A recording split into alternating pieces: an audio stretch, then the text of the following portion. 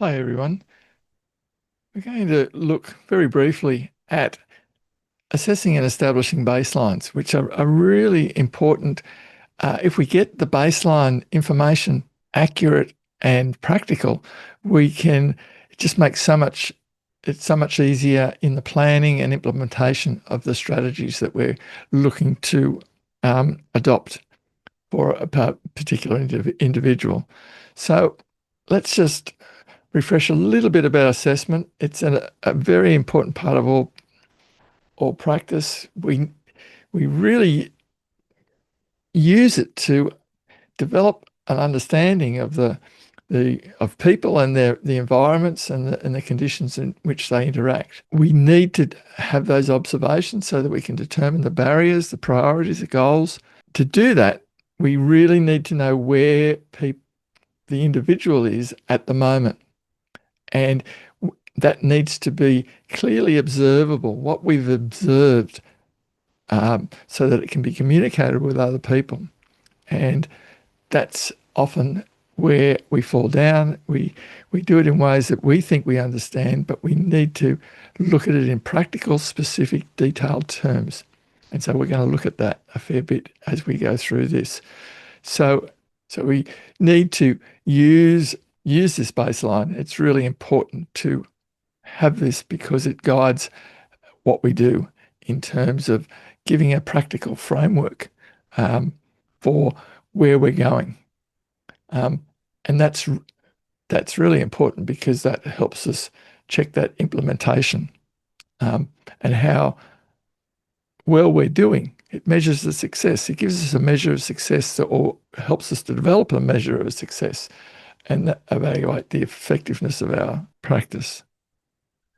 So what are baselines? They're the initial clearly defined skills, behaviour, knowledge before the implementation of an intervention, practice program or strategy.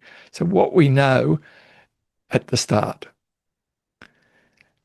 It gives us that starting point and what skills are already in existence. And it serves as a way of measuring that progress.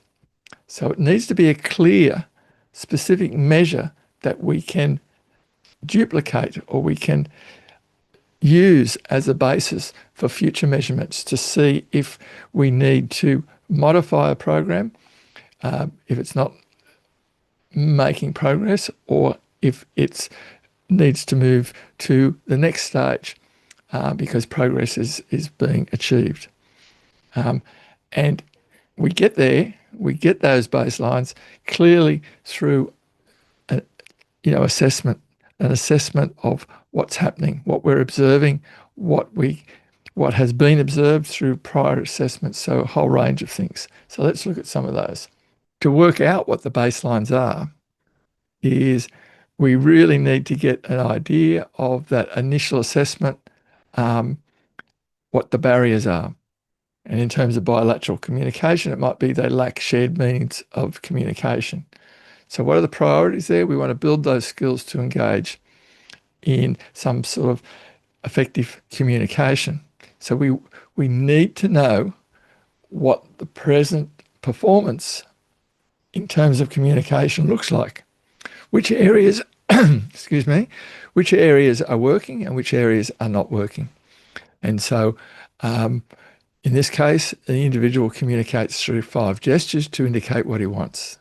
Now, the partner communicates using long sentence descriptive words and facial expressions for a range of purposes, but primarily to give instructions and ask questions. So you can see there's a clear difference there. So, but it's giving specific details of what the performance is in terms of an overall description. So defining baselines, it's what they can do now. So it's what we observe. So it needs to be fairly current. And this is where we need to look at the assessments. Are there previous assessments we can use, or do we need to make current assessments with a clear view of developing the baselines? We need to identify baselines as clearly observable measures. So something we can see and that others can recognize. You can start with a priority or an estimate or a tentative goal. And it's really good to develop your baselines with the goals in mind, because the goals and the priorities will form the basis of a plan that needs to be evaluated and have measures of success. So if there's a clear thread throughout that, it just makes it so much easier with the planning and implementation. So we need to get some data, observe, record, look at tasks, checklists, whatever, depending on the skills or the performance that we're looking at. Might use targeted measures to identify specific performance. So a range, won't use necessarily all of those, but you're looking at choosing which specific approach will match the goals and the priorities that you've identified through, identifying some of those barriers. So you may use previous assessments, and this is where it's really a good idea to think ahead. It will form the basis of the intervention goals, and it will be utilised to develop the success criteria. So as I said before, if we start with a clear baseline that can be converted into success criteria, it makes it so much easier for us in terms of communicating the plan to those people that are involved in implementing it and are part of it. And it also helps us to be able to communicate it more clearly. Baselines and goals, I think, are real partners. Now, they're codependent.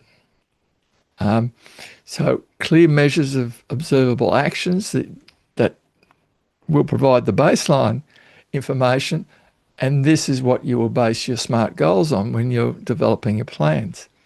So SMART goals need practical measures of success that can be developed from clear, observable baseline measures. So it provides that progression.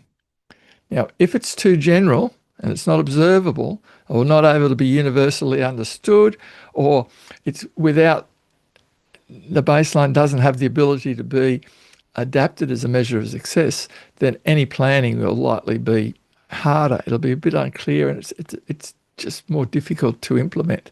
If we get things right at the beginning, it can make it easier throughout the whole process. That's why, assessing that baseline measure with some clear goals in mind can be a really clear advantage. Collecting the data, trying to quantify the skills used or not used is really important. In what context, making those observations, how often, what intensity, to what extent, and with what quality. All those can be significant parts of painting that picture, that practical picture of an observable detail that we can build and that we can quantify in ways, or we can describe with clarity. Here's an example. The priority is to help an individual communicate needs and respond to simple questions in ways now others understand. Now, the pre-assessment, they show some communication with gestures, simple words. We collect some data in the home and at work and record who's been communicated with, what words are used, what gestures are used and for what, and the clarity of the words and the gestures.